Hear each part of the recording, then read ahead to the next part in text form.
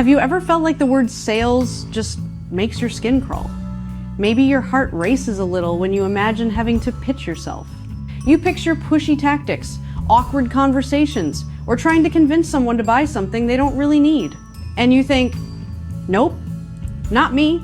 I'm not a salesperson. You're not alone. So many passionate, purpose-driven people, coaches, creatives, even entrepreneurs, feel like selling goes against who they are.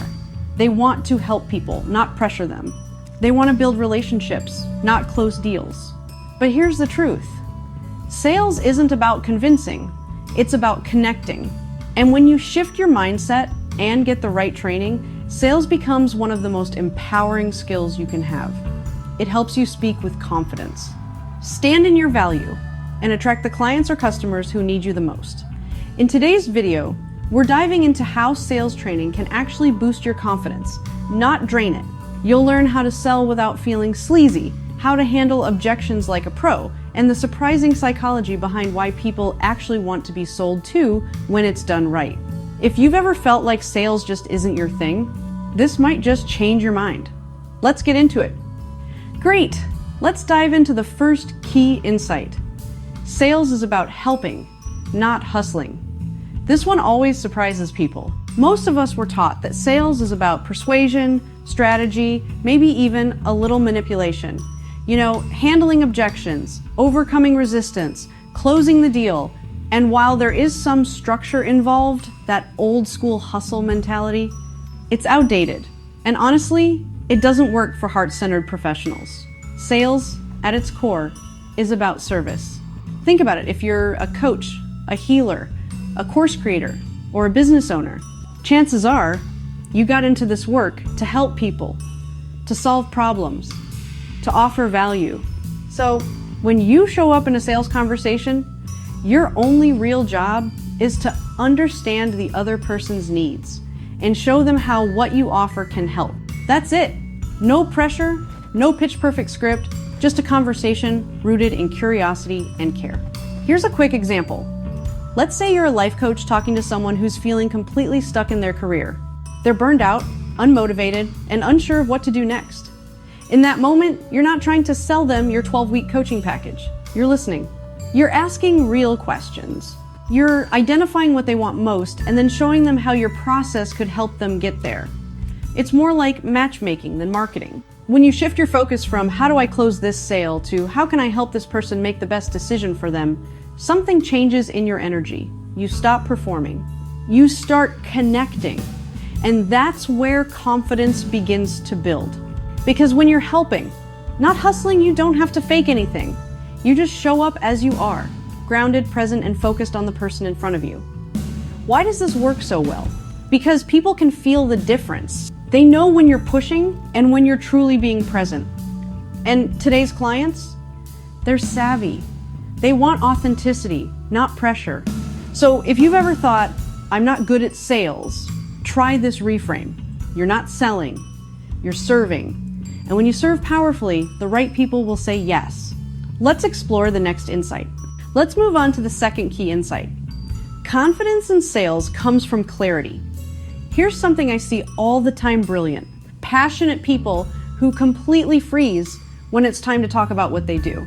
Not because they don't believe in it, but because they don't know how to explain it in a clear, confident way. And that lack of clarity, it creates self-doubt. The truth is, if you can't clearly articulate who you help, how you help them, and why your offer matters, it's going to feel awkward every time you try to sell it. You'll trip over your words. You'll second guess yourself. You might even undersell your pricing or over-explain your process. But when you do have clarity, everything changes. You start showing up with a calm, grounded energy. You speak from a place of ownership. And that energy, it's magnetic. Here's an example to bring this to life. Imagine two health coaches. One says, I help people with wellness and lifestyle changes, kind of like nutrition, mindset, and overall improvement. The other one says, I help busy moms regain their energy naturally so they can feel like themselves again without burnout or restrictive diets. Same general topic, totally different impact. The second coach knows exactly who she serves and the transformation she provides. That kind of clarity doesn't just sound good, it gives her confidence. And it helps the person listening say, "That's me, I need that." So how do you get that level of clarity? You start by answering 3 simple questions. Who is your ideal client? What are they struggling with? What transformation do you help them create? Once you have that locked in, your sales conversations become so much easier. You're not trying to remember the perfect pitch. You're just speaking from truth and alignment. And that authenticity builds trust fast. Because let's be real, people don't buy when they're confused. They buy when they feel seen, understood, and inspired. And you get to create that experience by getting super clear on your message. So, if you've been feeling nervous about selling your work, start by getting clear. The more precise you are, the more powerful you'll feel. Let's move on to the next insight. This one's a big one. All right, let's dive into the third key insight. Objections aren't rejection, they're invitations. Now this one can feel like a total mindset shift, because let's be honest, when someone says, "I can't afford it," or "I need to think about it," it's easy to take it personally. Your heart sinks, your confidence dips, and you start replaying the conversation in your head, wondering what you did wrong. But here's the truth. Objections are a normal and healthy part of the decision-making process. They're not a no, they're a not yet. Or more accurately, they're a signal that the person needs more clarity, safety, or support before they can say yes. Think of objections like questions wrapped in emotion. "I can't afford it" often means, "I'm not sure if the value outweighs the cost." "I need to think about it" can mean, "I'm afraid of making the wrong decision." These aren't roadblocks, they're doors. And if you approach them with curiosity instead of fear, you can walk through those doors together. Here's a fictional example. Let's say you're a mindset coach offering a 6-week program, and someone says, "I love what you're doing, but I just can't afford it right now." Instead of retreating, you stay calm and say, "I totally understand. Can I ask what you were hoping the program would help you change in your life?" Suddenly, the conversation shifts. You're reconnecting with their why. You're exploring possibilities together. Maybe they realize they're spending more each month on things that don't support their goals. Or maybe you offer a payment plan. Either way, it's not about pressure, it's about partnership. Either way, it's not about pressure, it's about partnership. Why does this work? Because most people want help making empowered decisions. They're afraid of wasting money, being judged, or failing. If you hold space for that fear and stay grounded in service, you build trust. And trust is what turns maybe later into, "Yes, let's do this." Here's a fun little insight. The most successful salespeople aren't great talkers. They're great listeners. They're calm in the face of objections because they know the real conversation is just beginning. So the next time someone hesitates, don't panic, get curious. Ask a deeper question. And remember, it's not rejection. It's just a chance to connect more honestly.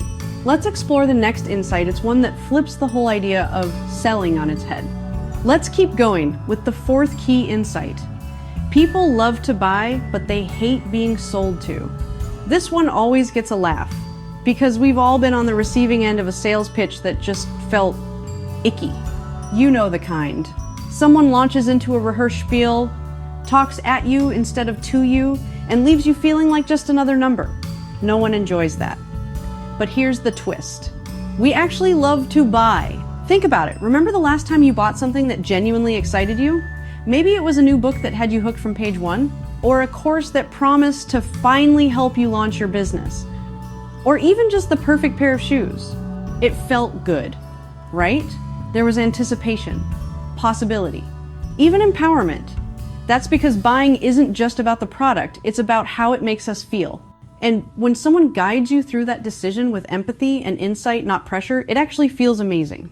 So, as a coach or creator, your job in sales isn't to sell. Your job is to create an environment where buying feels safe, exciting, and aligned. Where your client can see the vision of what's possible and trust you to walk them toward it. Let's say you're offering a relationship coaching program. Instead of launching into why your 5-step method is revolutionary, you talk about what's real for your client. feeling disconnected from their partner, walking on eggshells, wondering if it'll ever feel like it used to. And then you paint the vision, what it would feel like to communicate openly again, to laugh, to feel chosen. Now you're not selling. You're helping them envision a better life and showing them a path to get there. Why does this work so well? Because people want to believe in transformation. They want someone to say, I see you, I get it, and there's hope. That's what a great sales conversation does. It creates clarity, confidence, and momentum. So instead of thinking, how do I convince them?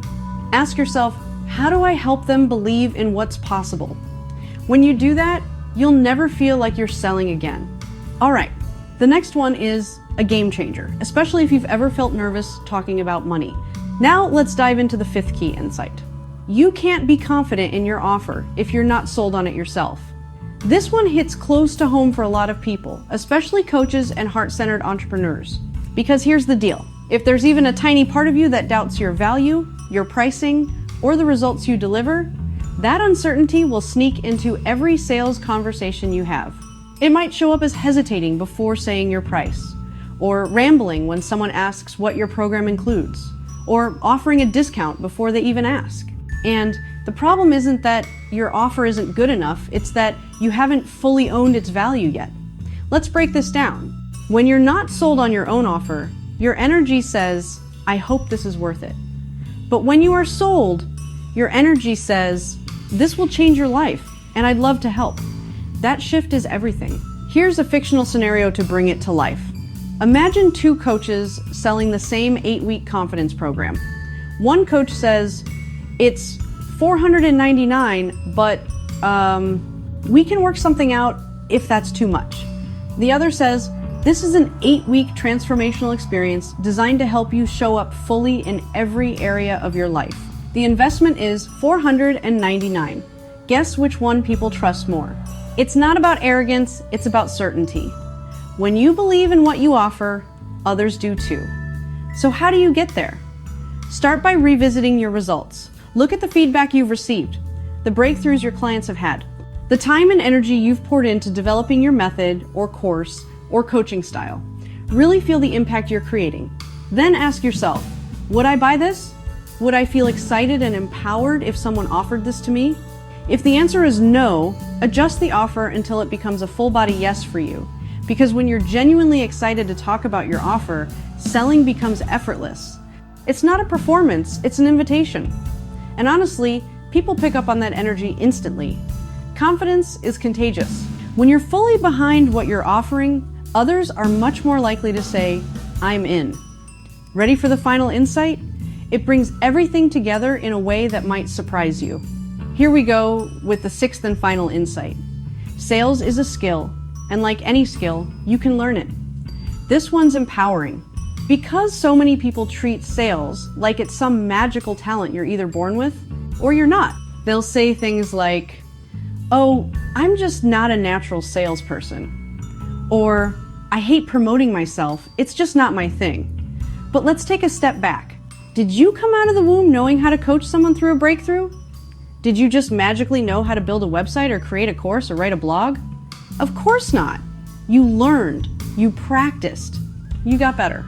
And sales, it's the same. It's a skill set, one that includes things like listening deeply, asking the right questions, framing your offer with confidence, understanding psychology and decision-making, building rapport and trust. None of this is rocket science, but it does take intention. And here's the good news. When you see sales as a skill, instead of a personality trait, you take back your power. You're not bad at sales, you're just learning it. And like any new skill, you get better with practice. Let me tell you a quick story. A few years ago, I worked with a coach who was brilliant at what she did, but terrified of selling. Every time she got on a discovery call, she'd rush through it, avoid talking about price, and end with, okay, let me know if you're interested. She felt frustrated, defeated, and doubted whether she was cut out for this work. Then, she decided to approach sales like a skill. She started studying client psychology, practicing how to talk about her offer, getting feedback and role-playing with a peer coach. Within 2 months, She tripled her conversions and she actually started enjoying her calls. Why? Because she wasn't guessing anymore. She was using tools and strategies that aligned with who she was. She didn't become someone else. She became a more empowered version of herself. And you can too. The key is shifting from, I have to be good at this immediately, to, I'm building confidence with every conversation. Because every discovery call is practice. Every hesitation you face is a chance to learn. Every no helps you get one step closer to a yes.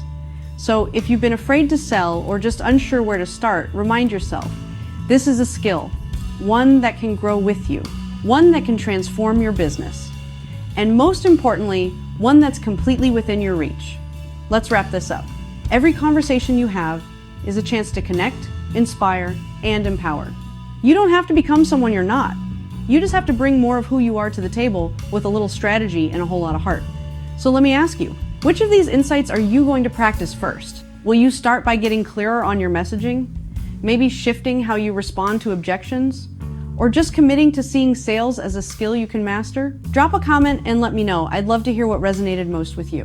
And if you found this video helpful, don't forget to hit that like button. Subscribe for more practical coaching tips and visit transformationacademy.com to explore courses that help you build confidence in sales and beyond.